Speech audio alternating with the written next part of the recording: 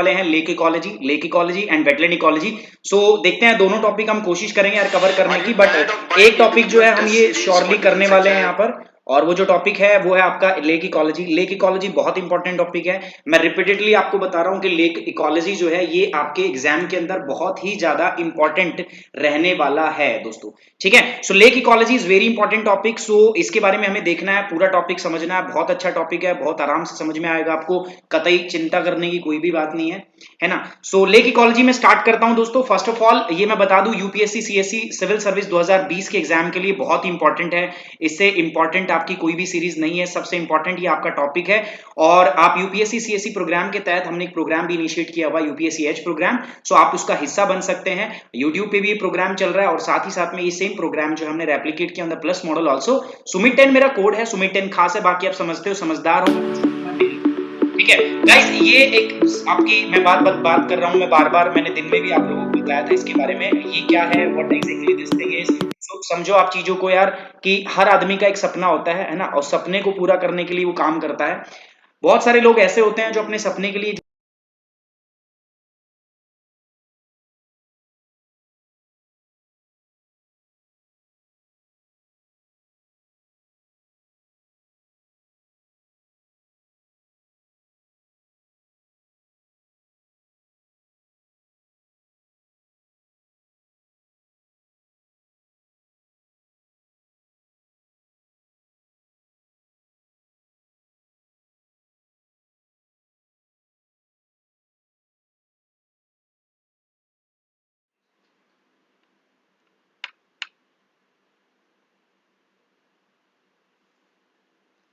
दोस्तों थोड़ा सा यहाँ पर प्रॉब्लम हो गई थी, तो उसकी वजह से चीजें खराब हो गई हैं। तो बट अभी हम बैक हैं यार आपके साथ में, दोबारा से चीजें लेके हम आ गए हैं। सो गाइस, हाँ अभी सेडिमेंटेशन वगैरह सब बता दूंगा, सेडिमेंटेशन का कारण भी बता देंगे।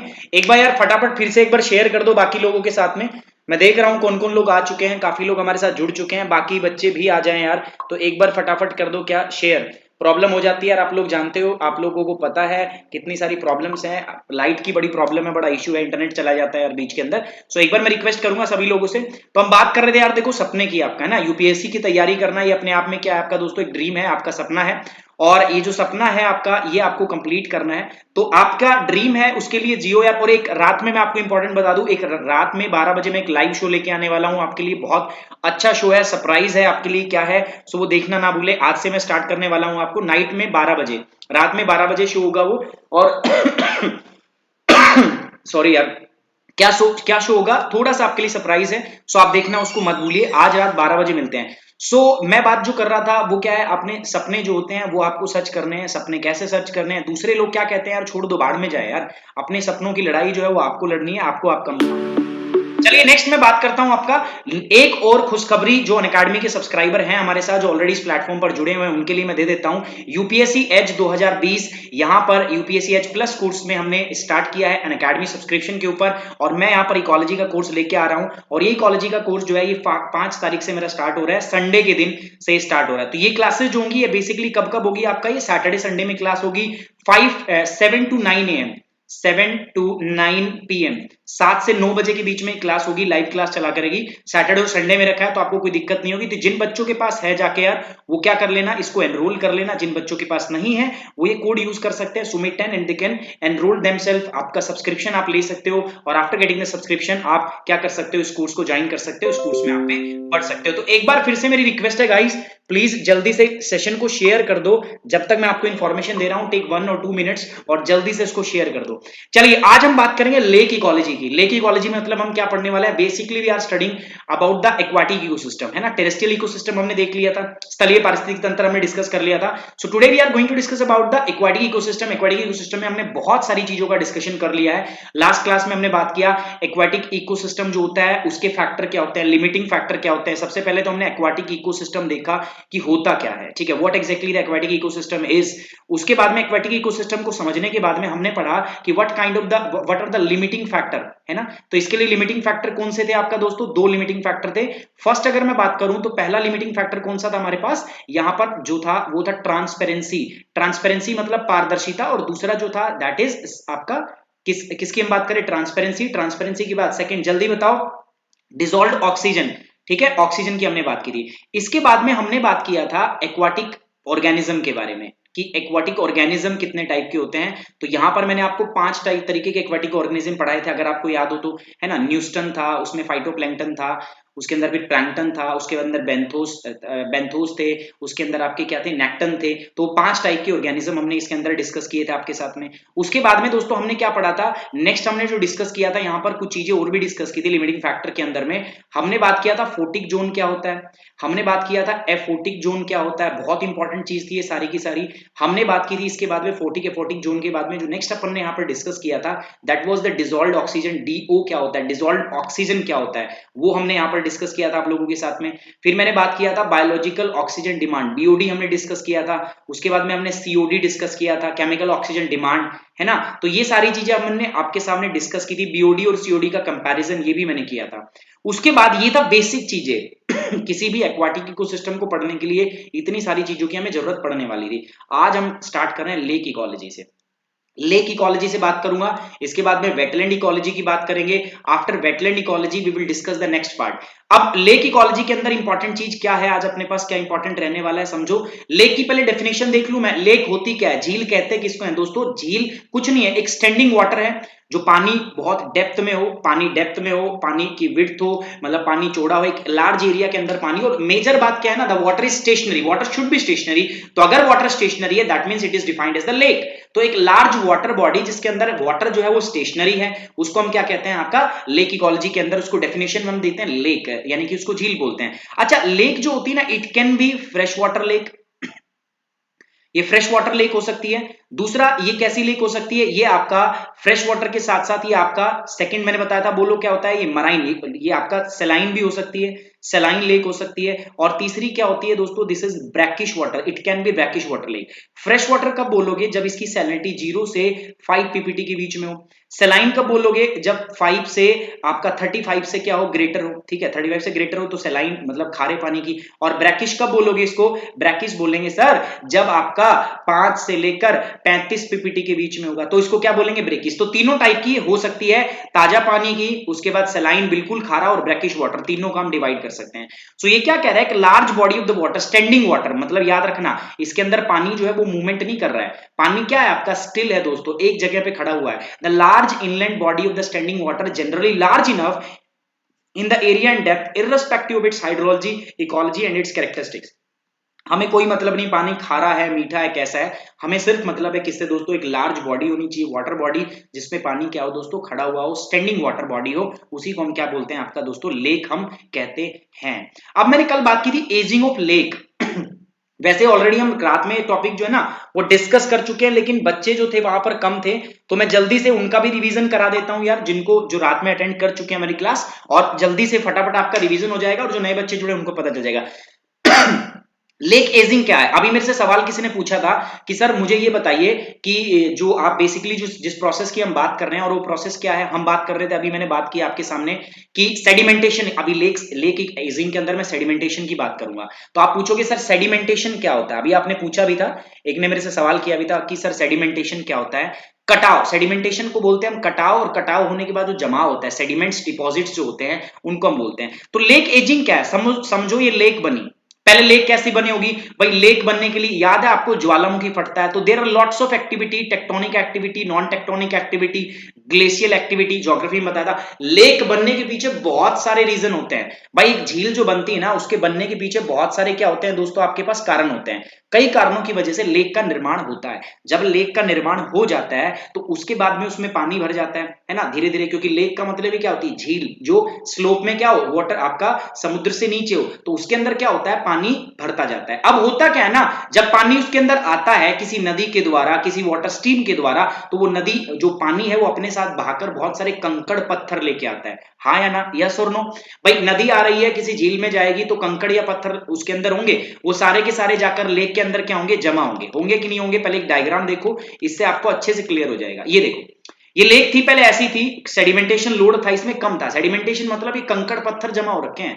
कंकड़ पत्थर कहां से है सर? जो लेक होता है ना, इसके अंदर बहुत सारी नदियां या बहुत सारे छोटे छोटे, बारिश होगी तो बारिश के अंदर क्या होता है, वो पानी जो बहता है, पानी बहकर कहां जाकर गिरता है, इस लेक के अंदर गिरता है। तो इससे क्या होते हैं, बहुत सारे छोटे छोटे जो कण होते हैं ना, वो यहाँ पर जमा होने लगते हैं। इसी चीज को हम बोलते हैं, this process is known as the sedimentation. Now this sedimentation process is gradual. ये चलती रहती है, चलती रहती है, है ना, होगा ना कि नहीं होगा, धीरे धीरे चलती रहेगी। तो होगा क्या, सेडिमेंटेशन के कारण ये लेक जो है ना, ये भर जाएगी, बहुत ज्यादा यहाँ पर जमा हो जाएगा। तो पहले बड़ी झील थी, गहरी झील थी, लेकिन धीरे धीरे क्या होगा दोस्तों, ये आपका आपका क्या होती जाएगी, आपका शैलो होती जाएगी, उथली होती जाएगी, पानी ऊपर आता हुआ जाएगा। ठीक है, पानी ऊपर आता जाएगा, धीरे धीरे एक टाइम ऐसा भी आएगा कि बिल्कुल भर जाएगी, है ना। तो ये भर जाएगी तो उस टाइम पे क्या बनेगा, पहले लेक थी, उसके बाद वेटलैंड बन जाएगा, वेटलैंड के बाद मार्सेस, फिर उसके बाद मीडो और फिर ड्राईलैंड। ये एक प्रोसेस होती है, एक सक्सेशन होता है किसका, लेक का। तो मैं क्या कह रहा हूं, आपका बात समझना भाई, पहले एक झील थी, बिल्कुल सिंपल और साधारण शब्दों में बोल रहा हूं, पहले एक लेक थी मेरे पास, इसमें सेडिमेंटेशन लोड होने लगा, मतलब कंकड़ पत्थर जो थे वो जमा होने लगे, जमा होते गए तो ये झील जो है पहले ज्यादा गहरी थी, अब ये क्या होती गई, ऊपर आती गई और ये यहां तक भर गई। देखो जितना ये ऊपर आएगी ना, उतना इसकी इकोलॉजी जो है, उसका इतना इकोसिस्टम जो है वो क्या होगा, डिग्रेड होगा। और इस प्रोसेस को हम बोलते हैं क्या दोस्तों, आपका एजिंग ऑफ लेक। मतलब लेक जो है ना वो बुढ़ी हो रही है, क्या हो रही है दोस्तों, लेक आपकी बुढ़ी हो रही है। सो यही हम बात कर रहे हैं लेक के बुढ़े होने की। So ageing of the lake is a natural process है, प्राकृतिक प्रक्रिया, कोई डरने वाली बात नहीं है। जब से लेक बनती है तो ओवर द जियोलॉजिकल टाइम ये स्टार्ट हो जाता है। होता क्या है कि जो ट्रिब्यूटरीज है, छोटी छोटी नदियां हैं या जो पानी की धाराएं हैं, वो क्या करती है, अपने साथ में कुछ मटेरियल को इरोड करके लेके आती है। पानी अपने साथ कुछ जो मटेरियल है उसको कटाव करके उसको बहा के लेके आता है, और उस मटेरियल को धीरे धीरे क्या कर देता है, जमा कर देता है किसके अंदर जाके, इस लेक के अंदर। और उससे वो लेक जो है ना, उस मटेरियल के अंदर वो जो डिपॉजिट पार्ट है, वो जो मटेरियल है वो डिपॉजिट होने लगता है, और धीरे धीरे वो लेक जो है वो भरने लग जाती है, उसकी एजिंग जो है स्टार्ट हो जाती है। From a time a lake, जब से लेक क्रिएटेड, एक बार मेरा जन्म हो गया, अब मैं बुढ़ा ही होऊंगा, तो एक बार लेक बन जाती है, उसके बाद लेक की एजिंग जो है वो अपने आप स्टार्ट हो जाती है। तो नेचुरल सक्सेशन क्या है, देखो मैंने बताया लेक है ना, तो लेक पहले थी, अब ये पॉन्ड बनेगा, तालाब बन जाएगा, तालाब से क्या बनेगा, वो मार्शेस, मार्शेस मतलब आपकी दलदल, दलदल से वो क्या बनेगा, मीडो, मीडो मतलब घास के मैदान, और घास के मैदान से क्या बन जाएगा दोस्तों, ड्राईलैंड, ड्राईलैंड का मतलब है सूखा स्थल, सूखी जमीन। एग्जाम्पल जो आप अपने आसपास में ना बहुत से ऐसे देखते हो जिसके अंदर क्या है, which are the example of this particular thing, जो इस चीज के क्या है दोस्तों, आपके एग्जाम्पल है, जो पहले लेक थे बट अब तालाब हो गए थे, और उसके बाद में सक्सेसर, ये जो सक्सेशन है ये आपको यहाँ पर देखने को मिलता है। हिंदी में देख लो, आपके सामने रखा है, जल्दी से आप स्क्रीनशॉट भी ले सकते हो, प्राकृतिक प्रक्रिया है ना, ये सब आपने, हमने लास्ट में भी देखा था, ये नेचुरल यूट्रोफिकेशन भी इसको हम बोलते हैं। यूट्रोफिकेशन क्या, अभी बताऊंगा। तो हो क्या रहा है, धीरे धीरे यहाँ पर डिपोजिशन हो रहा है, इससे लेक की इकोलॉजी जो है वो चेंज हो रही है। पहले नदी, देखो पहले लेक थी, उसके बाद ये तालाब बन जाएगा और ऊपर आ जाएगा, तालाब के बाद तो ये क्या बनेगी, वेटलैंड, दलदल भूमि, और बिल्कुल जब भर जाएगा तो फिर ये क्या होगा, ड्राईलैंड, सूखी जमीन बन जाएगी। तो ये चीज नेचुरल सक्सेशन होता है। अब एक टर्म है मेरे पास दोस्तों, एल्गल ब्लूम। एल्गल का मतलब क्या होता है, शैवाल, हिंदी में हम बोलते हैं इसको शैवाल। तो यहाँ एल्गल ब्लूम क्या होता है, बेसिकली एल्गी जो होती है क्या होती है, ये एल्गी जो है ना, ये ग्रीन एल्गी होती है, दिख रहा है ना आपको ये पानी के अंदर। पहले समझो एल्गी क्या होती है। एल्गी जो होती है, दे आर फोटोसिंथेटिक ऑर्गेनिज्म। क्या होती है, these are nothing but these are the photosynthetic organism. ठीक है, ये क्या है, फोटोसिंथेटिक ऑर्गेनिज्म है, मतलब ये आपका सनलाइट का, सूरज की किरणों का और कार्बन डाइऑक्साइड का इस्तेमाल करके ये क्या करते हैं, आपके फूड का प्रोडक्शन करते हैं, ये अपना खाना बना लेते हैं, और एज अ बाई प्रोडक्ट ये क्या प्रोड्यूस करते हैं, आपका oxygen, that is O2। O2 produce करते हैं। समझ में आ रही बात आपको। अब होता क्या है ना कि ये एल्गल जो होते हैं, ये शैवाल जो होते हैं, इनको बढ़ने के लिए, अपनी संख्या बढ़ाने के लिए कुछ न्यूट्रिएंट की जरूरत होती है, और उन न्यूट्रिएंट में क्या ज्यादा जरूरी है, आपका नाइट्रोजन, और दूसरा क्या होता है दोस्तों, आपका phosphorus. Nitrogen and phosphorus, they are the prime mineral which are responsible for the population growth of the vegetation। अगर वेजिटेटिव मटेरियल की आपको पॉपुलेशन ग्रोथ करानी है तो these two things are very essential। Population explosion के लिए phosphorus ही जिम्मेदार है। जिम्मेदार मानव की नहीं, मनुष्य की बात नहीं कर रहा, मनुष्य की जनसंख्या बढ़ने में तो अब ये लॉकडाउन भी जिम्मेदार होने वाला है ना। इससे भी जनसंख्या थोड़े दिनों में देखना कैसी बूम होगी, स्पेशली इन द यूपी। जब भी मेरा नाम, मैं यूपी का नाम आता है ना, मेरा दिल गदगद हो जाता है। आप जो यूपी वासी है उनके लिए दिल में मेरे जगह बढ़ जाती है, बिकॉज इनफैक्ट मैं भी यूपी से हूँ यार, है ना। यूपी से मेरा जन्म हुआ है, उसके बाद में मैं हरियाणा में रहने लग गया हूँ, तो एक अफेक्शन है मेरा यूपी से, कभी से, तो इज्जत बढ़ जाती है। और वैसे तो आप जानते हो, बाकी लॉकडाउन जो है this will also add up certain population, ये भी कुछ पॉपुलेशन को ऐड करेगा। लोगों का मानना है कि कोरोना वायरस से पॉपुलेशन बैलेंस हो जाएगा, मेरा मानना उल्टा है। मैं सोच रहा हूं कि पॉपुलेशन क्या होने वाली है, एक्सपोनेंशियली राइज करने वाली है। ठीक है, चलिए दोस्तों, सो नेचुरल वेजिटेशन के केस में phosphorus is the main thing which is responsible for the population explosion. अब होगा क्या, देखो ये पानी है, कई बार आपने देखा होगा इसका रंग, आपके आस पड़ोस में ही देखा होगा, इस पानी का रंग कैसा हो जाता है, हरा, ग्रीन हो जाता है। What is the reason behind the green colour of this water, ये डिस्कलरेशन क्यों हो जाता है मैं बताता हूं। ये जो ग्रीन ग्रीन आपको दिख रहा है ना, दीज आर एल्गी। ये क्या है दोस्तों, आपकी एल्गी है ना। ये क्या है आपका एल्गी। एल्गी का मतलब क्या होता है, एल्गी का मतलब होता है यहाँ पर शैवाल, है ना। अब ये शैवाल जो है ये मल्टी सेलुलर भी हो सकते हैं, मतलब एक से ज्यादा सेल्स भी हो सकते हैं इसमें, ये यूनिसेलुलर भी हो सकते हैं, ये सिंगल सेल जैसे साइनोबैक्टीरिया ऐसे भी हो सकते हैं, तो बहुत सारी चीजें।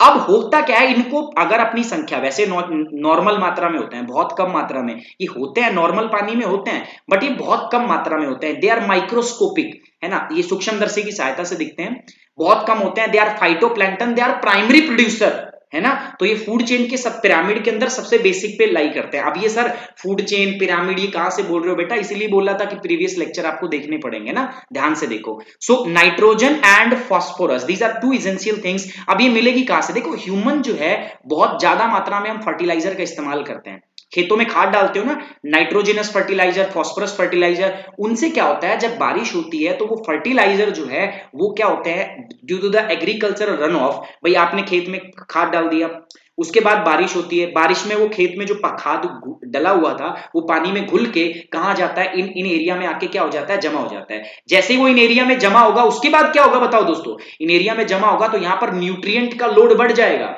यहां पर जो न्यूट्रिएंट है उसका लोड बढ़ जाएगा। जब न्यूट्रिएंट का लोड बढ़ जाएगा तो एक बात बताओ, इनको तो शैवाल को बढ़ने के लिए क्या चाहिए, नाइट्रोजन फास्फोरस, वो बहुत ज्यादा मात्रा में मिल रहा है, तो एक रीजन। तो एक सोर्स तो क्या है इनका, एक सोर्स है दोस्तों एग्रीकल्चरल रन ऑफ। समझ में आई बात कि एग्रीकल्चरल रन ऑफ का मतलब क्या है, जो खेत में से आपको नाइट्रोजन और फास्फोरस आपने भेजा है। दूसरा क्या होता है, जो हमारे जो डोमेस्टिक जो सीवर होते हैं, हमारे जो डोमेस्टिक सीवेज होते हैं जो आपके घर से निकलती है, उसके अंदर भी बहुत सारा नाइट्रोजन और फास्फोरस होता है। तो अगर उसको अनट्रीटेड अगर हम इसमें छोड़ देते हैं, किसी भी वाटर बॉडी के अंदर छोड़ते हैं, तो आपको देखो आपके गांव का जो गंदा पानी है ना, वो जहां पे जाके इकट्ठा होता होगा ना, वहां पर भी कलर ऐसा ही, ये देख लेना अपने आसपास आपको दिख जाएगा, वो रंग ऐसा ही हो जाता है पानी का। ऐसे रंग होने का कारण क्या है, क्योंकि जितना उसके अंदर, क्योंकि नाइट्रोजन फास्फोरस आ गया, तो जो ग्रीन एल्गी है ना उनकी जनसंख्या बहुत ज्यादा बढ़ जाती है, ऐसे इस तरीके से ऐसे बढ़ जाएगी, तो ये पानी के अंदर वो ग्रीन ग्रीन कलर दिखेगा। इसी को हम क्या बोलते हैं, एल्गल ब्लूम। एल्गी का ब्लूम, ब्लूम का मतलब है किसी चीज का बहुत ज्यादा बढ़ जाना, मात्रा बहुत ज्यादा बढ़ जाना, उसी को हम क्या बोलते हैं दोस्तों, आपका एल्गल ब्लूम जो है वो कहा जाता है। सो एल्गल ब्लूम किसको कहते हैं, rapid increase of accumulation of the population of the algae in the fresh water और द मराइन वाटर। ये कहीं पे भी हो सकता है, ताजा पानी में भी हो सकता है, समुद्र के पानी में, कहीं पर भी हो सकता है। ये पहचान में कैसे आता है, आपको पानी का रंग चेंज होता दिखेगा। अच्छा, पानी का रंग कैसा कैसा हो सकता है, ग्रीन हो सकता है, पानी का रंग रेड हो सकता है, पानी का रंग कैसा हो सकता है, येलो, तीनों टाइप से पानी का जो रंग है वो हो सकता है। The term algae encompasses many type of the aquatic photosynthetic, मैंने बताया ना बहुत सारे फोटोसिंथेटिक ऑर्गेनिज्म इसमें होते हैं, जैसे माइक्रोस्कोपिक सूक्ष्मदर्शी से भी देखा जा सकता है, कई मल्टी सेलुलर ऑर्गेनिज्म होते हैं, मल्टी सेल्स होते हैं उसमें, जैसे सीवीड्स, है ना, साइनोबैक्टीरियम, सिंगल सेल्स भी आपके यहाँ पर पाए जा सकते हैं। ठीक है, तो ये सारी बात है। अब ये होता क्यों है, एल्गल ब्लूम होता क्या है दोस्तों, इसके लिए हमें न्यूट्रिएंट लोड बढ़ाना पड़ता है, और न्यूट्रिएंट लोड बेसिकली किसका, नाइट्रोजन और फास्फोरस का। और ये कहां से आता है, basically they comes from the fertiliser run off. ये एक्वाटिक सिस्टम में कहां से एंटर करते हैं, they enter in the aquatic system from the agriculture run off. जो हम खेती करते हैं ना, जो खेती में हम खाद इस्तेमाल करते हैं, वो पानी बह के यहाँ आता है, या डोमेस्टिक सीवर का जो पानी है, डोमेस्टिक सीवेज जो है, उसको जब अनट्रीटेड डोमेस्टिक सीवेज को जब हम डिस्चार्ज कर देते हैं वाटर बॉडी में, तो ऐसी सिचुएशन हमारे पास में यहाँ पर होती है। तो ये एल्गल ब्लूम है, ये पूरे इकोसिस्टम को क्या करता है दोस्तों, आपका अफेक्ट करता है। समझ में आ रही बात, चलिए ये हिंदी में आपके सामने। अब मैं बात करता हूं दोस्तों यूट्रोफिकेशन। अब ये यूट्रोफिकेशन एक बड़ी टर्म है। अब एल्गल ब्लूम के बाद क्या होगा, उस प्रोसेस को हम बोलते हैं यूट्रोफिकेशन। यूट्रोफिकेशन जो है ना, ये एक वर्ड से बना है, यूट्रो। यूट्रो का मतलब क्या था, यूट्रोप्स ग्रीक वर्ड है, और इस ग्रीक वर्ड का मतलब क्या होता है, यूट्रोप मींस जो होता है, it means enhance, nourished, enriched, मतलब पोषक पदार्थों की मात्रा बहुत ज्यादा बढ़ जाती है। तो एल्गल ब्लूम के अंदर यही तो हो रहा था। उसमें हमने सिंपल बात की थी कि नाइट्रोजन की और फास्फोरस की मात्रा जो है वो क्या हो जाती है, आपका इंक्रीज कर जाती है। क्या कर जाती है दोस्तों, इंक्रीज कर जाती है। In context with the environment the eutrophication can be defined as addition of artificial non artificial substances such as nitrate and phosphate. होता क्या है, यूट्रोफिकेशन में आपने दो एक्स्ट्रा चीजें ऐड कर दी, एक तो नाइट्रोजन ऐड कर दिया और दूसरा क्या ऐड कर दिया आपका फॉस्फोरस। सोर्स मैंने बताई दी इनके दो, क्या है, पहला है दोस्तों यहां पर एग्रीकल्चरल रन ऑफ और दूसरा क्या है दोस्तों, जो हमारे डोमेस्टिक सिवेज होते हैं, जो हम यहाँ पर डोमेस्टिक, अरे जो सिविर लाइन आती है ना, वो अनट्रीटेड इसमें डिस्चार्ज कर दी जाती है। दोनों से जो पॉल्यूशन आपका जो न्यूट्रिएंट लोड है वो बढ़ जाता है, मतलब दोनों की वजह से ही नाइट्रोजन और फास्फोरस की मात्रा क्या हो जाती है, बढ़ जाती है। जब नाइट्रोजन और फास्फोरस की मात्रा बढ़ेगी तो ये क्या है दोस्तों, basically these are the minerals, पेड़ को तो इनकी जरूरत होती है। आप देखते हैं खेत के अंदर जब हम नाइट्रोजन, यूरिया के अंदर क्या होता है नाइट्रोजन, जब आप खेत के अंदर यूरिया का छिड़काव कर देते हो तो जो आपकी वेजिटेशन है वो क्या करती है, ग्रो करने लगती है। यस और नो।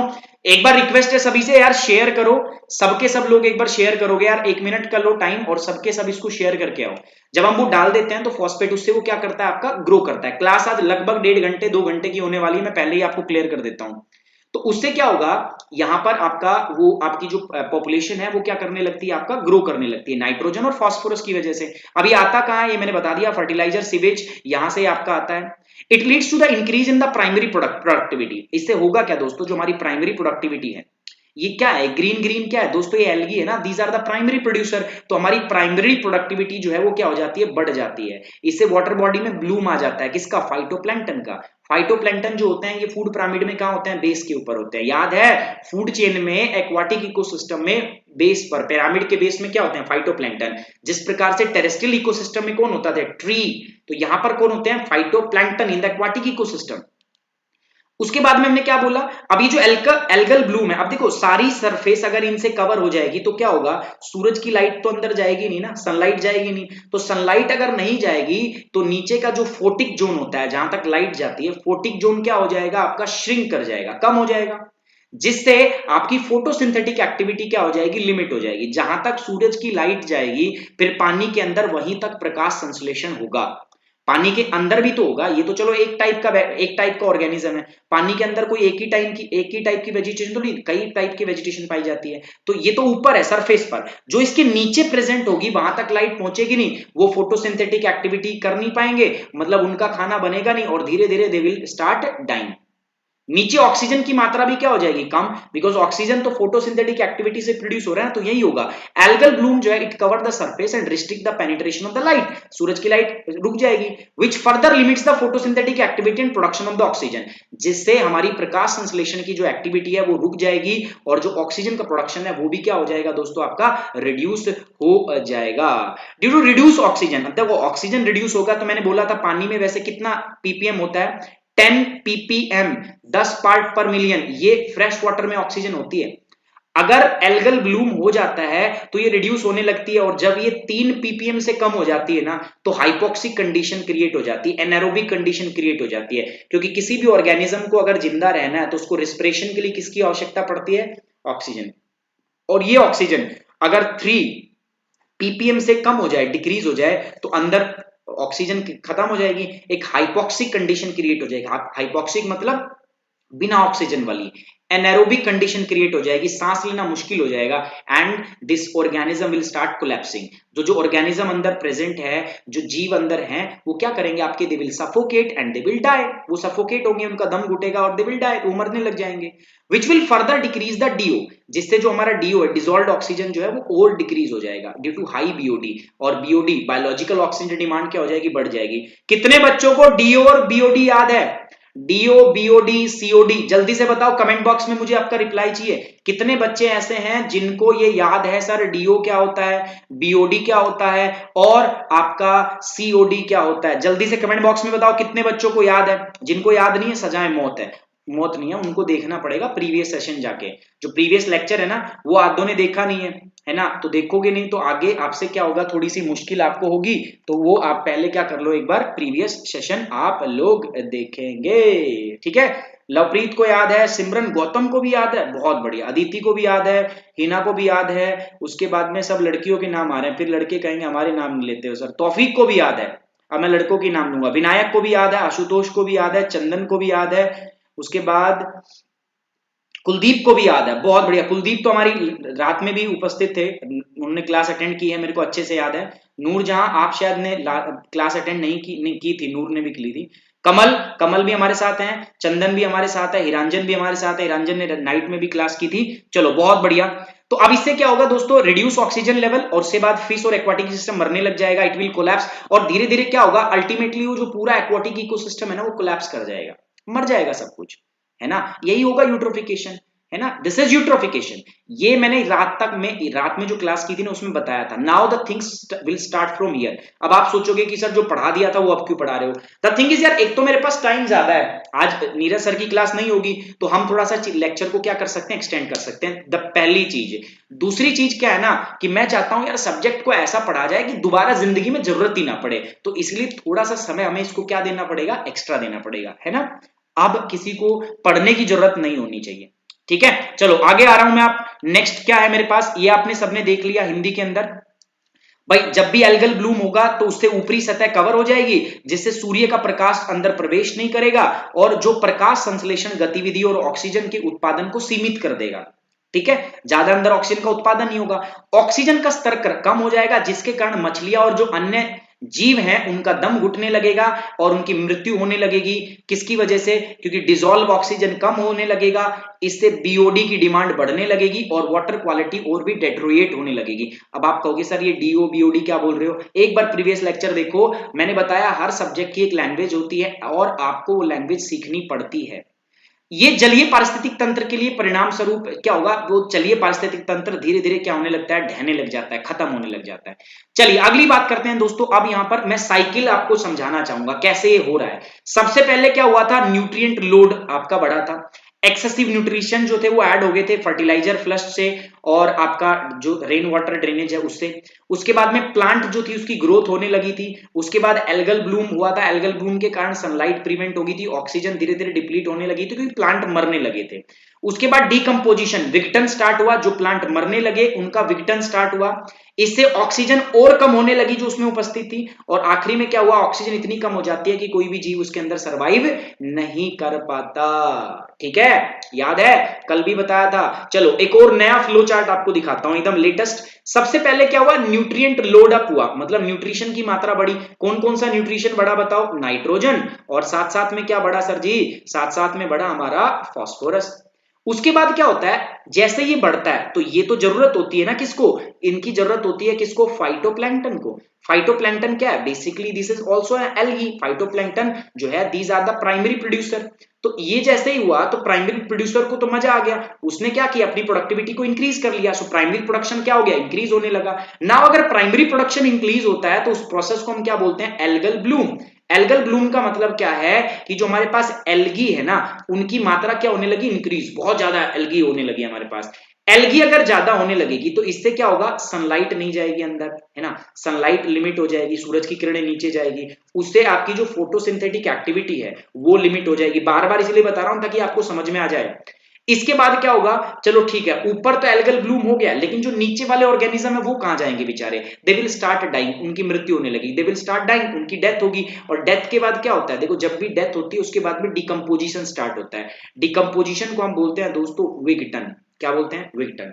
वो जो मरे हुए जीव है ना वो विघटित होने लगेंगे, और जैसे विघटन स्टार्ट होगा तो विघटन के कारण जब जब कोई भी जीव विघटित होता है ना, जब डेथ के बाद डिकम्पोजिशन होता है तो डिकम्पोजिशन को भी ऑक्सीजन की जरूरत होती है भैया, और ऑक्सीजन की जरूरत पड़ेगी, मतलब बीओडी की डिमांड जो है, बायोलॉजिकल ऑक्सीजन डिमांड जो है ये क्या होने लगेगी, आपका इंक्रीज होने लगेगी। अब ये इंक्रीज होती है तो DO is inversely proportional to BOD, और इसके अंदर में क्या होगा, आपके एनवायरमेंट में, आपके जो एक्वाटिक इकोसिस्टम है उसमें हाइपोक्सी क्रिएशन क्रिएट हो जाएगी, और उसकी वजह से आप लोग जानते हो दोस्तों क्या कंडीशन होगी, आपका यूट्रोफिकेशन।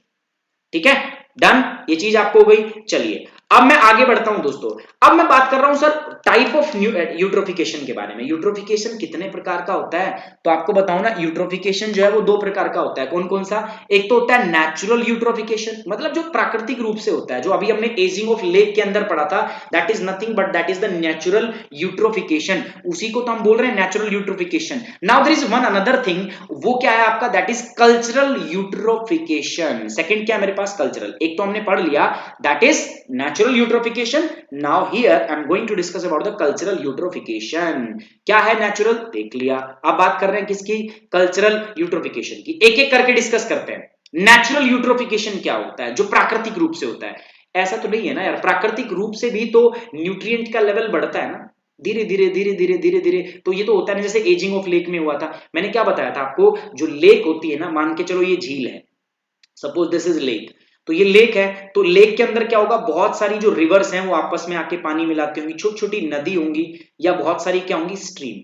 अब वो क्या होंगी, कुछ ना कुछ अपने साथ लेके आएंगी, उसको हम बोलते हैं सेडिमेंटेशन। जो कटाव किया उन्होंने, जो इरोजन किया, उसके अंदर वो कुछ कुछ बहा के लेके आती है। They will start depositing that sedimentation, that load into this lake, अपने उसको इस लेक में जमा करने लगेंगी। जब वो लेक में जमा होने लगेगी धीरे धीरे, उसमें भी तो न्यूट्रिएंट होता है, तो that nutrient will start adding up, वो धीरे धीरे बढ़ने लगेगा। But this is a gradual process, ये धीरे धीरे होती है, टाइम के साथ साथ धीरे धीरे होती है। So in this eutrophication water bodies like lake is characterised by the nutrient enrichment. बात याद रखो, यूट्रोफिकेशन का मतलब ही क्या होता है दोस्तों, इसका मतलब ही क्या होता है, न्यूट्रिएंट एनरिचमेंट। ठीक है, इसका मतलब ही यही होता है, न्यूट्रिएंट एनरिचमेंट। अब ये हो रहा है नेचुरल प्रोसेस से। During this process oligotrophic lake is converted into the eutrophic lake. अब ये टाइप ऑफ लेक है, ये मैं बताऊंगा आपको, टेंशन मत लो। ओलिगोट्रॉपिक, यूट्रोपिक, ठीक है, इनको हम सबको डिस्कस करेंगे। सो ये क्या कह रहा है कि ये नेचुरल प्रोसेस है जिसमें ओलिगोट्रॉपिक लेक जो है it will start converting into the eutrophic lake. Eutrophic मतलब जिसमें न्यूट्रिएंट बहुत ज्यादा होता है, ओलिगोट्रॉपिक का मतलब क्या होता है, जिसमें न्यूट्रिएंट कम होता है। It permits the production of the phytoplankton. अब जैसे ही न्यूट्रिएंट बढ़ेंगे, मतलब जैसे फास्फोरस और नाइट्रोजन बढ़ेगा, वैसे वैसे फाइटोप्लैंक्टन क्या होने लगेंगे, बढ़ने लगेंगे। फाइटोप्लैंक्टन बढ़ेंगे तो उससे क्या हो जाएगा, एल्गल ब्लूम आने लगेगा, है ना, और इससे एक्वाटिक वेजिटेशन। अब एल्गल ब्लूम अगर कम आता है, देखो नेचुरल में कम आता है, नेचुरल के अंदर इतना ज्यादा नहीं होता, नेचर के अंदर सब चीजें बैलेंस के अंदर होती हैं, है ना। नेचर एक बहुत अच्छा बैलेंस मेंटेन करता है, वो हम ह्यूमन की तरह नहीं होता, बहुत अच्छे तरीके से वो चीजों को करता है। तो उसमें क्या होता है, अगर एल्गल ब्लूम की मैं बात करूं, तो एल्गल ब्लूम में क्या होता है आपका, एल्गल ब्लूम के अंदर ये एक्वाटिक इकोसिस्टम में, क्योंकि है क्या यार, एल्गल ब्लूम में हो क्या रहा है, इसके अंदर अपने फाइटोप्लैंक्टन ही तो बन रहे हैं, और इन्हें फाइटोप्लैंक्टन जो होते हैं they are eaten by the zooplankton, इनको तो जू प्लैंक्टन खाते हैं। तो अगर फाइटोप्लैंक्टन एक लिमिट में होके अगर बढ़ते हैं तो they are good for the zooplankton, क्योंकि जू प्लैंक्टन को फिर कौन खाती है, मछली। मछली को कौन, बड़ी मछली। तो ये तो फूड वेब के लिए अच्छा है ना, ये तो फूड इकोलॉजी में अच्छी चीज है, ये तो अच्छी बात है ना। So it will take centuries, but ये सारी होने में ना चीजें शताब्दियां लगती हैं, बहुत ज्यादा टाइम लगता है। तो ये रहा नेचुरल। ये यूट्रोफिकेशन में झील की तरह जो जल है शरीर पोषक तत्वों के संवर्धन द्वारा विशेषत है, मतलब यहां पर भी पोषक तत्वों का संवर्धन होने लगता है, मतलब वृद्धि होने लगती है। इस प्रक्रिया के दौरान ओलिगोट्रॉपिक झील जो है वो यूट्रोपिक झील में बदलनी स्टार्ट हो जाती है। इसके अंदर फाइटोप्लैंक्टन जो होते हैं, या एल्गल ब्लूम, ब्लूम मतलब खिलना, और जलीय वनस्पति के उत्पादन की जो अनुमति क्षमता है वो बढ़ने लगती है, जिससे जो शाकाहारी जू प्लैंक्टन है ना, और जो मछली जो है उनके लिए पर्याप्त भोजन प्रोड्यूस होने लगता है। तो इसकी वजह से तो अच्छी बात है, बट ऐसा होने में ना बहुत सदियां लगती है। नेचुरल यूट्रोफिकेशन इज एन, इसको हम बोलते हैं लेक, एजिंग ऑफ लेक। जो लेक की एजिंग होती है ना, एज बढ़ती है, वो भी हम इसी को बोलते हैं।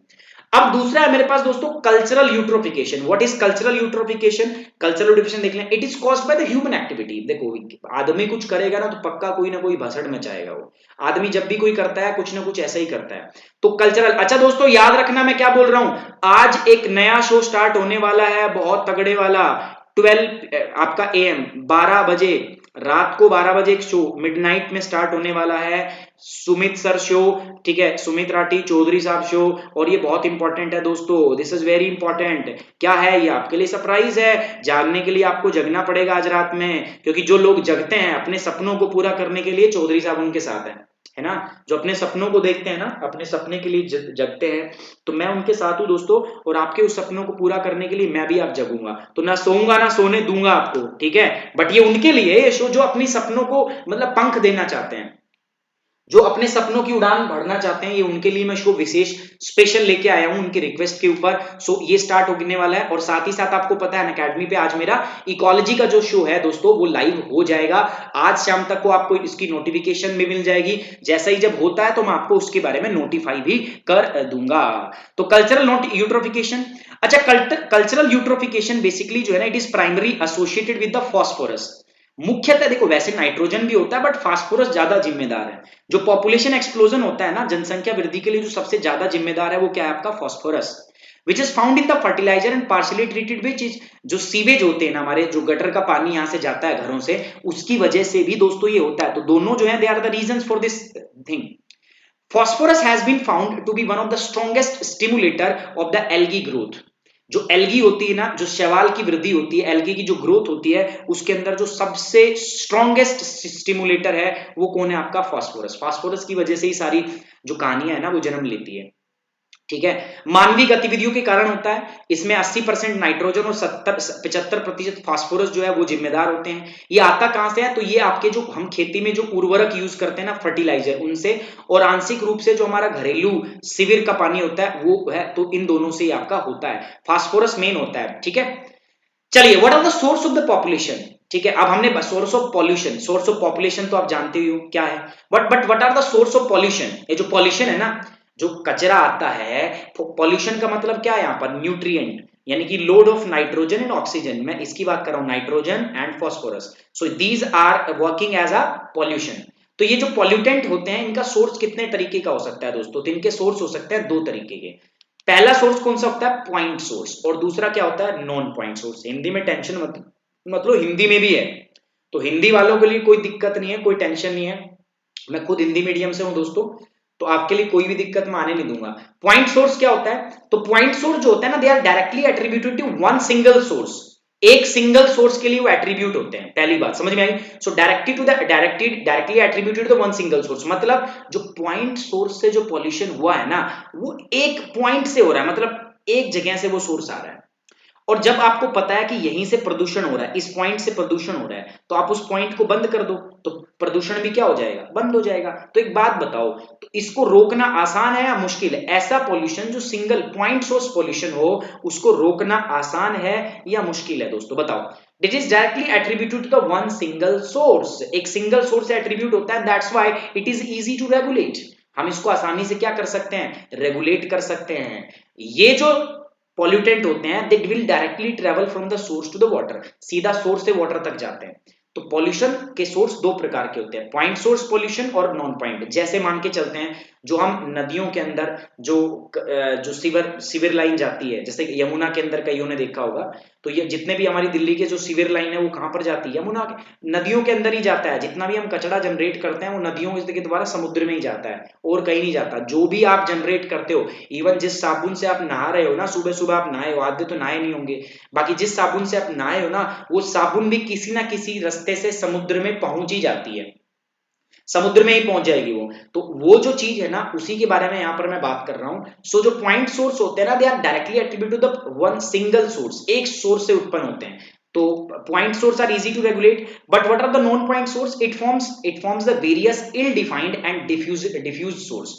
इसके अंदर बहुत सारे इल डिफाइंड सोर्स होते हैं, डिफ्यूज सोर्स होते हैं, मतलब आप ऐसा नहीं बोल सकते कि यहां से आ रहा है, सोर्स हो सकता है यहां से भी आ रहा हो, यहां से भी आ रहा हो, यहां से, जैसे एग्रीकल्चरल रन ऑफ जो होता है, एग्रीकल्चरल रन ऑफ जो होता है, दिस इज डिफ्यूज सोर्स। ये अलग अलग जगह से आता है, दिस इज इल डिफाइंड और डिफ्यूज सोर्स, अलग अलग जगहों से, है ना। बारिश हुई खेतों से पानी आता है, वो अलग अलग जगह से आता है, ठीक है। So it is ill defined और डिफ्यूज्ड सोर्स, है ना। इसके बाद they are difficult to regulate, इनको रेगुलेट करना ना बहुत मुश्किल है, आप रोक थोड़ी ना सकते हो। अब एक पॉइंट सोर्स को तो रोक दोगे, नॉन पॉइंट सोर्स को कौन कौन रोक सकता है। रिपीट कर रहा हूं लवप्रीत, थोड़ा ध्यान से सुनो, कौन कौन रोक सकता है, आप बताओ जल्दी से। कुलदीप, ये थोड़ा सा आपके लिए सरप्राइज है, एमसीक्यू है या ज्योग्राफी। कुलदीप पूछ रहे हैं सर क्या होगा रात वाली क्लास में, वो सरप्राइज है, ऐसे बता दूंगा तो कैसे मजा आएगा। तो नॉन पॉइंट सोर्स को यू कैन नॉट रेगुलेट, आप इनको रेगुलेट नहीं कर सकते हो, दे आर स्पेशली, मतलब ये अलग अलग जगह पे अलग अलग टाइप के होते हैं, अलग अलग समय पे अलग अलग प्रकार के होते हैं, they are spatially and temporally different from the time to time. तो स्पेशली मतलब जगह जगह स्पेस के हिसाब से, और टेम्पोरली मतलब टाइम के हिसाब से क्या होते हैं दोस्तों, ये अलग अलग होते हैं। तो सोर्स ऑफ पॉल्यूशन कितने हुए, दो, बिंदु स्रोत और गैर बिंदु स्रोत, ठीक है। तो यहां पर जो होते हैं बिंदु स्रोत जो होते हैं वो सीधे एकल स्रोत से, मतलब यहाँ एक स्रोत होता है इनका, वहीं से आते हैं, तो ये एकल स्रोत इनके लिए जिम्मेदार होता है। यहां पर विभिन्न अपरिभाषित और विस्तृत स्रोत इसके लिए होते हैं। बिंदु सोर्स को विनियमित करना आसान होता है, लेकिन इन्हें विनियमित करना मुश्किल होता है, रेगुलेट करना मुश्किल होता है। ये स्रोत से पानी तक सीधे यात्रा करते हैं। ये जो पॉल्यूटेंट होते हैं ना, जो बिंदु स्रोत से आते हैं, ये पानी तक सीधा आएंगे स्रोत से, और ये स्थानिक और अस्थायी रूप से भिन्न भिन्न होते हैं। जो स्थानीय है और अस्थायी रूप से भिन्न भिन्न होते हैं, पता नहीं कब कैसे होंगे। सो ये डिफरेंट होते हैं। तो गैर बिंदु स्रोत जो होते हैं ना, they are different from the temporally and spatially. अब बात करते हैं कि what are the effect of eutrophication. ये इंपॉर्टेंट है सर। यूट्रोफिकेशन तो हो रहा है सर, बट यूट्रोफिकेशन का इफेक्ट क्या हो रहा है, यूट्रोफिकेशन का प्रभाव क्या हो रहा है, क्या होगा सर यूट्रोफिकेशन से, क्या क्या दिक्कत आने वाली यूट्रोफिकेशन से। सबसे पहली बात, change in the ecosystem. Ecosystem के अंदर क्या हो जाएगा, चेंज हो जाएगा। क्यों हो जाएगा सर चेंज, क्योंकि यूट्रोफिकेशन के अंदर में होता क्या है, फिर से याद करो। यूट्रोफिकेशन का मतलब क्या है, जल्दी से याद करो फटाफट से। आपको तो याद नहीं आएगा, बट मैं याद दिलाऊंगा। कैसे याद नहीं आएगा, ये चीज याद रखनी है, इसीलिए मैं आपको देखो इसको बार बार पढ़ाऊंगा मैं, क्योंकि मुझे पता है this is very important for examination. This is eutrophication. Eutrophication में क्या हो रहा था, एक बार जल्दी से फिर से देखेंगे what happens in the eutrophication. So in the eutrophication सबसे पहले न्यूट्रिएंट का लोडअप होता है, न्यूट्रिएंट लोडअप होते हैं, उसके बाद प्राइमरी प्रोडक्टिविटी जो है वो इंक्रीज होती है। शैवाल प्राइमरी जो प्राथमिक उत्पादक है वो उनकी संख्या बढ़ जाती है, जिसको हम बोलते हैं एल्गल ब्लूम। क्या बोलते हैं उनको, एल्गल ब्लूम। अगर एल्गल ब्लूम होगा तो उसके बाद क्या होगा, सरफेस पर तो बहुत सारी आपके वेजिटेटिव मटेरियल्स आ जाएंगे, शैवाल आ जाएंगे, बट उसके नीचे का जो ऑर्गेनिज्म है दे विल स्टार्ट डाइंग, उनकी मृत्यु होने लगेगी, वो मरने लग जाएंगे, है ना। अब मरेंगे तो उनका डिकम्पोजिशन स्टार्ट होगा। कौन डिकम्पोज करेगा, डिकम्पोजर। अब डिकम्पोजर को भी तो ऑक्सीजन की जरूरत होती है, तो इससे क्या होगा दोस्तों, इससे ऑक्सीजन की डिमांड जो है वो बढ़ेगी, बीओडी बढ़ जाएगा, बायोलॉजिकल ऑक्सीजन डिमांड बढ़ जाएगा, जिससे डीओ डिसॉल्व्ड ऑक्सीजन घट जाएगा, और उससे क्या होगा, धीरे धीरे पूरा का पूरा इकोसिस्टम जो होता है वो कोलैप्स कर जाएगा। ठीक है, तो पहली बात क्या बताई हमने, पहली बात जो हमने यहां से डिस्कस की दोस्तों, दैट इज हमने क्या बता दिया आपको सर, हमने बता दिया कि जो आपका इकोसिस्टम है वो क्या होगा, चेंज हो जाएगा। पूरा इकोसिस्टम आपका क्या हो जाएगा दोस्तों, चेंज हो जाएगा। तो सबसे पहली चीज क्या होगी दोस्तों, चेंज इन द इकोसिस्टम। आपके इकोसिस्टम में क्या हो रहा है दोस्तों, परिवर्तन हो रहा है ना। पहले कुछ था इकोसिस्टम, बट अब हो गया। हो सकता है एक्वाटिक इकोसिस्टम पूरी तरीके से कोलैप्स कर जाए, कोई ऑर्गेनिज्म उसमें बचे ही नहीं, है ना। This can be the possibility है या नहीं है, हाँ बिल्कुल 100% इसकी पॉसिबिलिटी है कि जो इकोसिस्टम है आपका वो क्या कर जाएगा, आपका कोलैप्स कर सकता है इससे।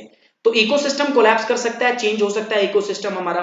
दूसरी बात क्या होगा दोस्तों, जो उस एरिया की जो बायोडाइवर्सिटी है वो डिक्रीज हो जाएगी, वहां पर कुछ मिलेगा नहीं। ऐसे गंदे पानी में कुछ थोड़ी ना बनता है, और जब बायोडाइवर्सिटी डिक्रीज हो जाएगी, एक टाइम ऐसा आएगा बिल्कुल वहां कोई जीव या ऑर्गेनिज्म बचेगा ही नहीं, और वहां पर क्या बन जाएगा आपका, डेड जोन।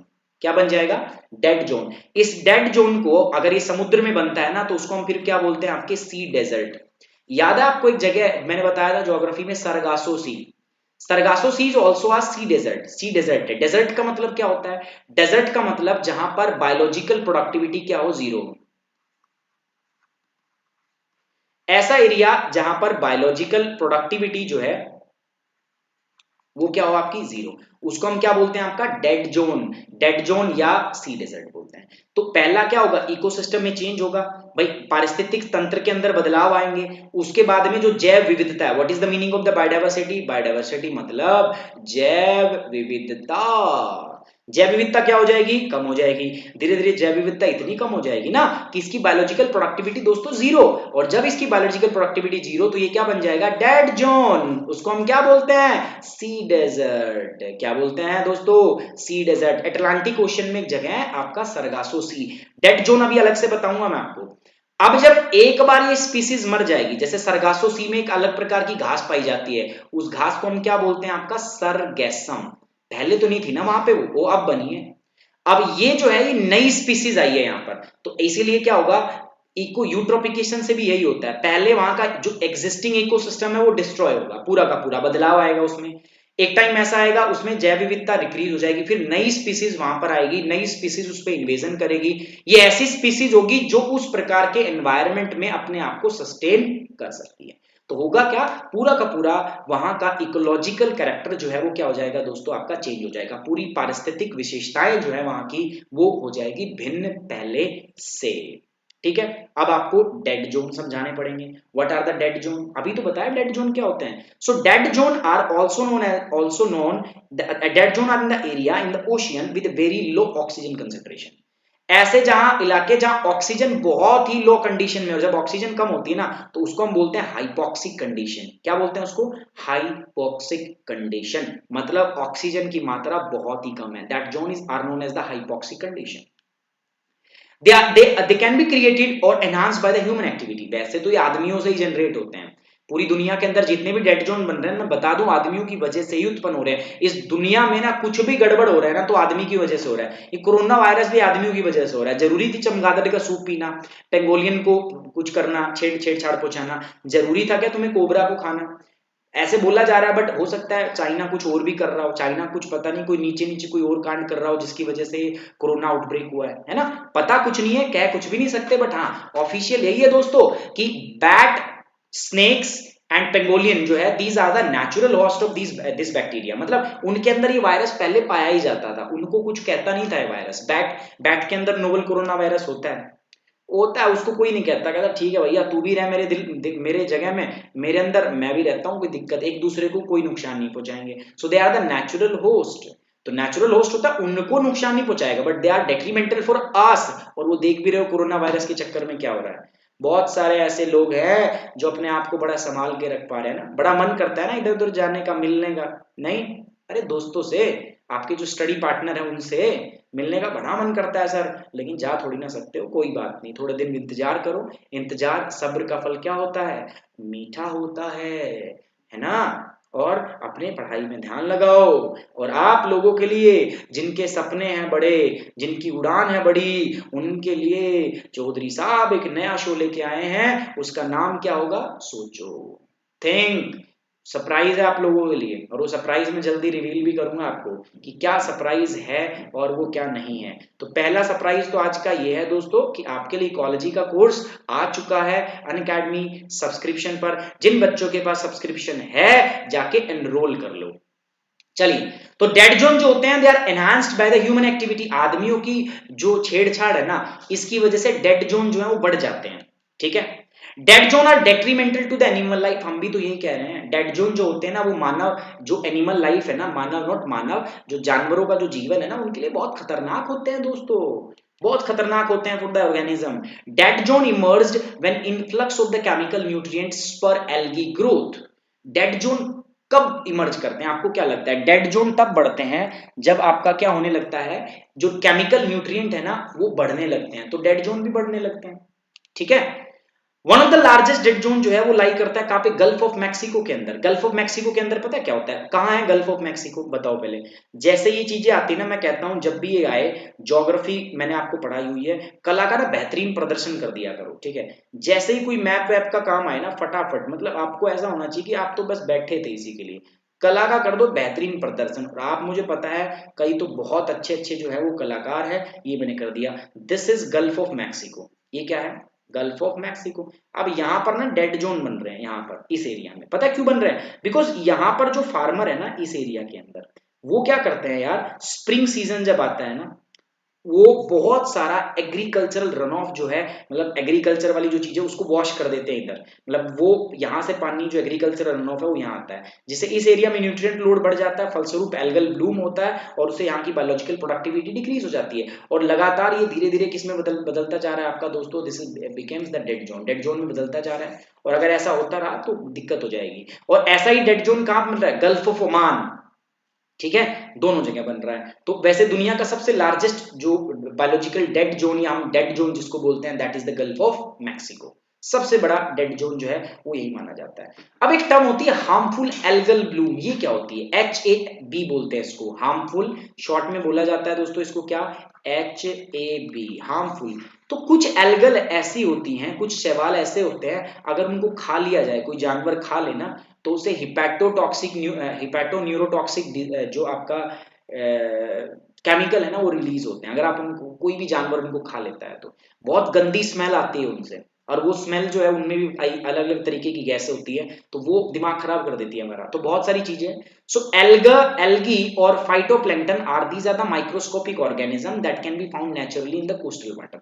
एल्गी और फाइटोप्लैंक्टन वैसे ही नेचुरल पाए जाते हैं because they are the primary producer. ऐसा नहीं है अगर ये नहीं होंगे ना तो इकोसिस्टम बचेगा ही नहीं। ये प्राइमरी प्रोड्यूसर है तो इनका होना तो बहुत जरूरी है।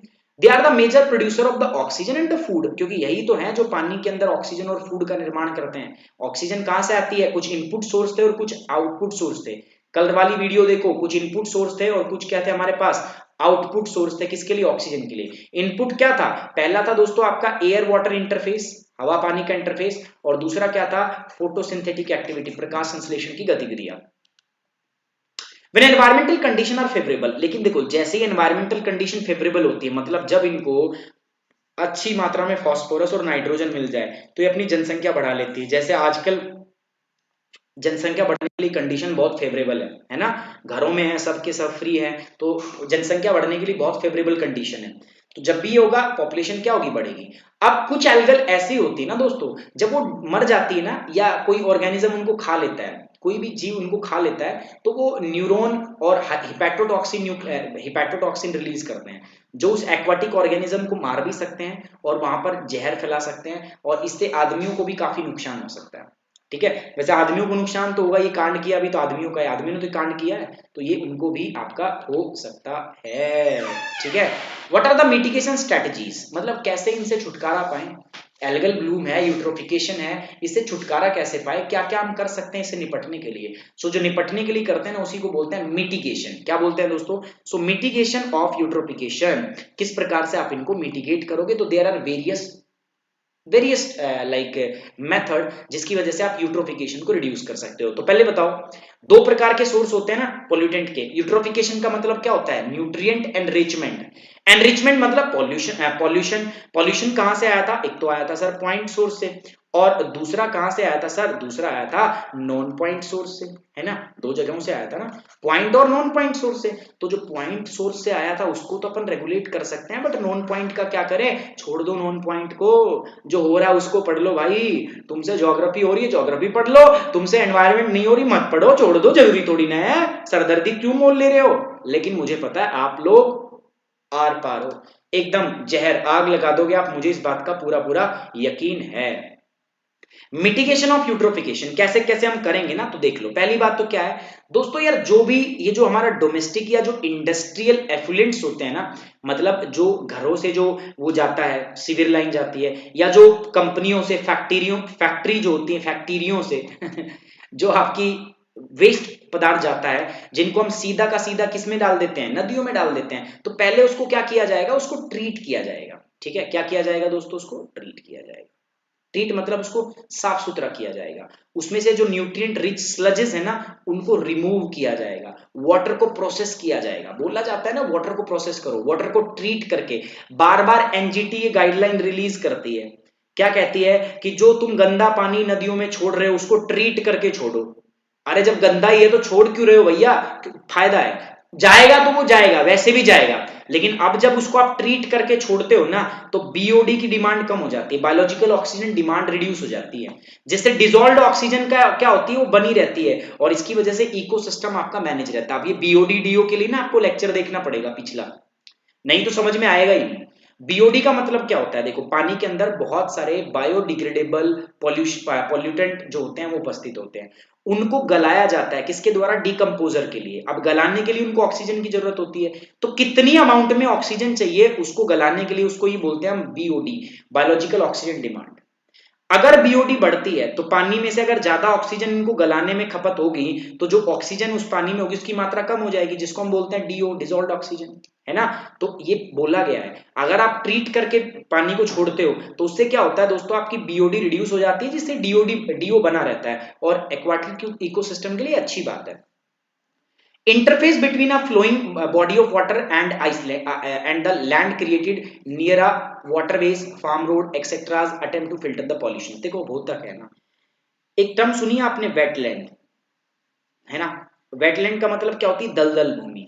दलदल, हम पता नहीं सोचते हैं कि यार ये दलदल में क्या इंपॉर्टेंट है। रामसार कन्वेंशन अगला टॉपिक है वो, ठीक है। रामसार कन्वेंशन ये अगला टॉपिक है, हम नेक्स्ट क्लास में इसी पे चर्चा करने वाले हैं, रामसार कन्वेंशन के ऊपर। तो जो वेटलैंड होती है ना, इनको हम प्रोटेक्ट करते हैं, इनके लिए हमने एक अलग से ट्रीटी भी बना रखी है जिसको हम बोलते हैं रामसार कन्वेंशन। क्या बोलते हैं? Ramsar convention. तो रामसार कन्वेंशन की जो मैं बात करता हूं ना, वो वेटलैंड के लिए। वेटलैंड की इंपॉर्टेंस क्या? बहुत इंपॉर्टेंस है। ये बड़ी वाटर बॉडी होती है, मान के चलो लेक है, पोंड है, या कुछ भी बड़ा बड़ा जुगाड़ है। अब ये हमारा टेरेस्ट्रियल इकोसिस्टम है। अब होता क्या है ना, इनके बीच में बफर का काम करती है। बफर कौन करती है? वेटलैंड। मतलब जितने भी यहां से, क्योंकि टेरेस्ट्रियल इकोसिस्टम से ही तो आता है भाई, खेती हम स्थलीय पारिस्थितिक तंत्र में ही तो करते हैं, इंडस्ट्री यही तो है। तो यहां से जितना भी न्यूट्रिएंट एनरिचमेंट हम करते हैं ना, तो ये जो वेटलैंड होता है ना, ये उसको एब्जॉर्ब कर लेता है। तो ये हमने राइपेरियन बफर बना दिया बीच में। बफर का मतलब क्या है? जितना न्यूट्रिएंट लोड आया ना यहां से, ठीक है, वो इसने एब्जॉर्ब कर लिया। नहीं आई बात समझ में? कोई बात नहीं, समझाने के लिए तो बैठा हूं, दोबारा समझाऊंगा। दिक्कत क्यों आ रही है? देखो मैं क्या कह रहा हूं, सपोज ये मेरे पास वाटर बॉडी है, कोई बड़ी वाटर बॉडी है, ठीक है, और यहां पर मेरे पास है दोस्तों क्या आपका, दिस इज टेरेस्ट्रियल इकोसिस्टम। अब यही तो होता है, एग्रीकल्चर भी मैं यही करता हूँ, यहाँ पर इंडस्ट्री भी मेरी यहीं पे लगी हुई है ना। तो यहीं से तो आता है वो न्यूट्रिएंट लोड, जिसमें क्या होता है आपका, जिसमें होता है सर नाइट्रोजन प्लस फॉस्फोरस, और भी बहुत सारी गंदी गंदी चीजें होती है, बहुत सारी गंदी गंदी चीज होती है। अब बीच में अगर वेटलैंड है, तो ये वेटलैंड क्या करेगा भैया, पानी तो यहां से निकल के यहाँ जाएगा ही जाएगा, समझ लो इस बात को, पानी को तो यहाँ से यहाँ जाना है। बट बीच में जब वेटलैंड होता है ना, तो ये क्या करता है, जितना भी इसके अंदर न्यूट्रिएंट होता है ना, उसको एब्जॉर्ब कर लेता है। ये न्यूट्रिएंट है ना, इसको वेटलैंड क्या कर लेता है, एब्जॉर्ब। अभी नेचुरल तरीका है किसको, इसके जो एफ्लुएंट्स होते हैं, यहाँ से जो ड्रेनेज सीवेज आया है उसको ट्रीट करने का। तो ये फायदा है दोस्तों किसका, वेटलैंड का। इसको हम बोलते हैं राइपेरियन बफर। हम भी बना देते हैं और वेटलैंड से अपने आप भी बन जाता है, नेचुरली भी बनता है वो।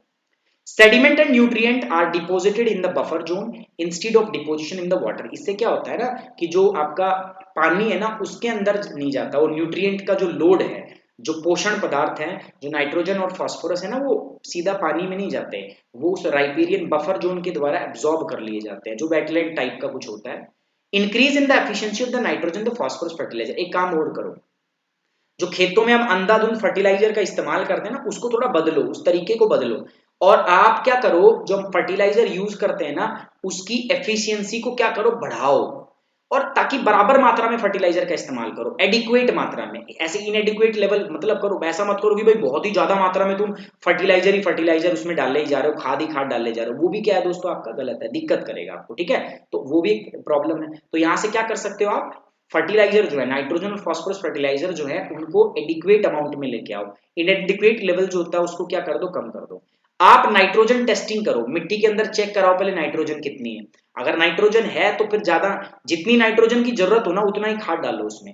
नाइट्रोजन टेस्टिंग मॉडल, इनको हम बोलते हैं एंड टेस्टिंग प्रैक्टिस। इसके अंदर क्या किया जाता है, आपकी जो मिट्टी है उसके अंदर ऑप्टिमम जो फर्टिलाइजर की रिक्वायरमेंट है ना, उसको टेस्ट किया जाता है, ठीक है। तो इससे क्या होगा, इससे अगर आप बराबर मात्रा में, भाई अगर नाइट्रोजन जितनी चाहिए, आपने सॉइल को टेस्ट करा लिया, एंड टेस्टिंग करा ली। जब आपने एंड टेस्टिंग करा ली, तो जितनी मात्रा में आपको नाइट्रोजन की आवश्यकता होगी उतनी नाइट्रोजन डालो, ज्यादा नाइट्रोजन डालो ही मत, तो आसपास का इकोसिस्टम वैसे ही सेफ रहेगा आपका, है ना। तो ये भी एक चीज होती है। So nitrogen testing and modelling. Nitrogen testing के अंदर क्या होता है कि इस पर्टिकुलर एरिया के अंदर हम कितनी नाइट्रोजन की मात्रा होती है उसको पहले ही हम चेक कर लेते हैं। तो जब नाइट्रोजन की मात्रा को आप चेक करोगे ना दोस्तों, तो क्या होगा, आपको पता चल जाएगा आपकी सॉइल के अंदर कितना नाइट्रोजन है। जब आपको ऑप्टिमम लेवल ऑफ नाइट्रोजन पता चल जाएगा, देन आप उसी के अकॉर्डिंग नाइट्रोजन डालो, ज्यादा नाइट्रोजन उसमें डालो ही मत आप। So these are the mitigation strategies for of the eutrophication. Exam में आपसे पूछी जाती है ये, समझ में आ रही है बात। इसके बाद में क्या है, इससे आप एनकरेज कर सकते हो ऑर्गेनिक फार्मिंग। ऑर्गेनिक क्या होता है, ऑर्गेनिक में भैया केमिकल फर्टिलाइजर का इस्तेमाल ही नहीं होता। वो माँ कसम खा के एग्रीकल्चर करते हैं, खेती माँ कसम खा के करते हैं कि भैया माँ कसम हम केमिकल्स का इस्तेमाल नहीं करेंगे, इसलिए उनको बोला जाता है ऑर्गेनिक फार्मिंग, ठीक है। उनको बोला जाता है organic farming. Reduction in the nitrogen emission, और ऑर्गेनिक फार्मिंग के अंदर है ऑर्गेनिक, इसके अंदर ना जैसे ही लॉकडाउन हटता है तो मैं एक बहुत अच्छा वेंचर ऑर्गेनिक के लिए, इस ऑर्गेनिक सिस्टम के अंदर हम लेके आने वाले हैं, मैं और मेरे मित्र हैं द हंटर। तो हम लेके आने वाले हैं एक बहुत अच्छा प्रोजेक्ट इसके अंदर, किसके अंदर, ऑर्गेनिक चीजों के अंदर, है ना, आपको बताऊंगा अभी मैं समय आने पर। Reduction in the nitrogen emission from the vehicle and the power plants. यार जो व्हीकल्स होते हैं ना, इनसे भी तो NO2 रिलीज होती है, आपकी नहीं होती, बताओ, NO2 होती है। साथ ही साथ में जो पावर प्लांट्स है उनसे भी नाइट्रोजन वाली गैस बहुत एमिट होती है, तो उनको भी कम करो, है ना, कैसे कैसे करके उनको भी क्या करो आप, कम करो। यस, उनको भी क्या करो आप, कम करो, तो वो क्या होगा आपके लिए, हेल्पफुल होगा। So these are the mitigation strategy of the eutrophication. Ajit Kumar Yadav का कहना है मैं खाद डालता हूं, नॉट NPK। ओके, खाद NPK ही है। NPK मतलब क्या होता है, देखो इंडिया की जो सॉइल फर्टिलाइजर प्रोफाइल है ना भारत की, वो क्या है दोस्तों, बताओ। फर्टिलाइजर प्रोफाइल भारत की N:P:K क्या है, 4:2:1। मतलब 4 रेशो में आपको नाइट्रोजन चाहिए, 2 रेशो में फॉस्फोरस और 1 रेशो में क्या चाहिए आपको, पोटेशियम। तो 4:2:1। बट ये फिर भी आप क्या करो ना, एंड टेस्टिंग कराओ, अपनी मिट्टी में टेस्ट कराओ। Soil health card government issue कर रही है, तो उसे टेस्टिंग हो जाएगी, आपको पता चल जाएगा कि आपकी जमीन में किस चीज की कमी है, और जिस चीज की कमी है फिर वही डालो। अब तो लोग क्या करते हैं, यूरिया सब्सिडाइज रेट पे मिलता है, सरकार सब्सिडी देती है ना, दबा के पेलते हैं, है ना, उनको लगता है बस खाद डाल दो मजे आ जाएंगे, तो ऐसे मजे नहीं आते।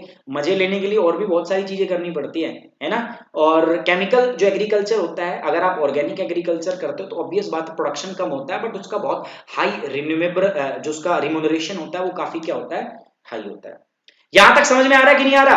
अब इंफॉर्मेशन क्या है आपके लिए, इंफॉर्मेशन ये है कि आज रात्रि, मध्य रात्रि 12 बजे मैं लेके आ रहा हूं एक नया शो। ये नया शो उनके लिए दोस्तों जिनकी सपनों में जान होती है, जो सपनों के लिए काम करते हैं, अपने सपनों की उड़ान भरनेंगे, उनके लिए एक शो है। तो अभी लेक्चर को आगे बढ़ाएंगे, बट मैं थोड़ी सी आपको एक जानकारी दे दूं दोस्तों। ये इंस्टाग्राम अकाउंट फॉलो कर सकते हो, ये फेसबुक पेज, ये क्यों जरूरी है, अभी जैसे ही लॉकडाउन पूरा होता है या थोड़े दिनों के बाद में मैं फेसबुक पेज के ऊपर मैं लाइव आऊंगा, एक्टिविटी में स्टार्ट करने वाला हूं। बहुत सारी एक्टिविटी ऐसी है दोस्तों जो हम प्लस प्लेटफॉर्म पे नहीं कर सकते, तो मैं वो यहाँ पे करूंगा।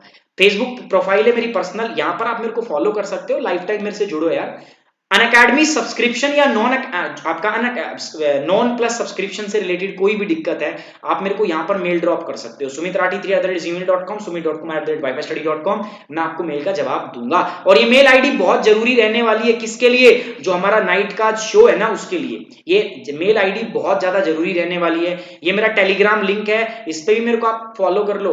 क्यों, क्योंकि यहाँ पर भी मैं बहुत एक्टिविटी करने वाला हूँ, मैं कुछ चीजें आपको बताऊंगा और वो चीजें आप मुझे यहीं पर सेंड करने वाले हो शो के लिए।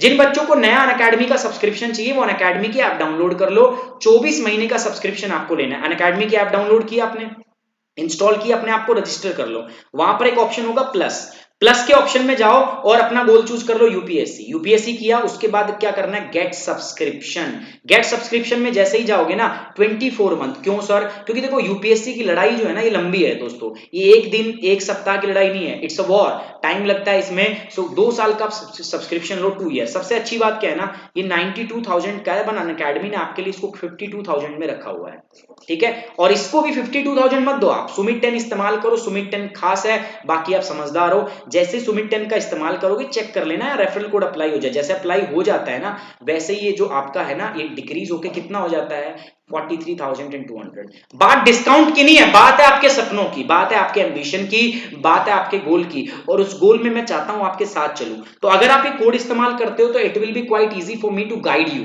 मैं आपकी परफॉर्मेंस मॉनिटर कर सकता हूं, you will be under my observation. So मैं आपको यहां पर क्या कर सकता हूं, गाइड। सो इसीलिए कोड का इसी का आप इस्तेमाल करने वाले हो। चलिए एक छोटी सी बात मैं और कर दूं आपके साथ, कुछ पीछे चलते हैं, कुछ और हमारी पारंपरिक बातें हैं जो हम करने वाले हैं दोस्तों।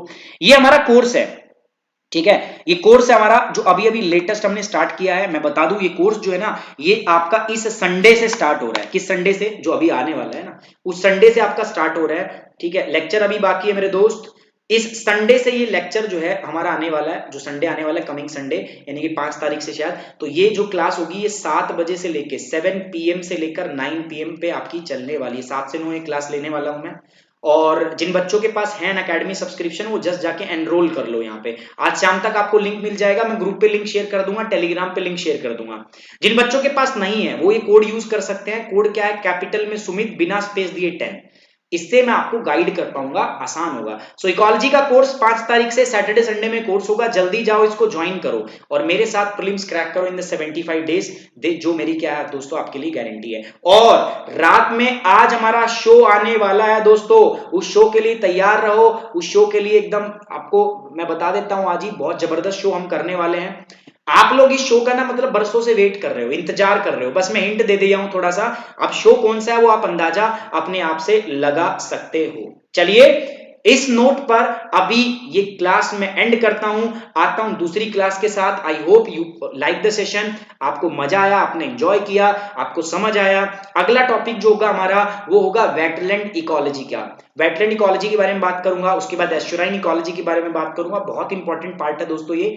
और मिलते हैं नेक्स्ट क्लास के साथ, तब तक के लिए टेक केयर, बाय बाय, जय हिंद। और जो बच्चे अकेडमी पर हैं दोस्तों, इकोलॉजी का मैं लिंक आपके साथ शेयर कर दूंगा, इस कोर्स को सब्सक्राइब कर लेना अपने आप जाके, वो मैं आपके साथ में सामने क्या कर दूंगा, मैं शेयर कर दूंगा।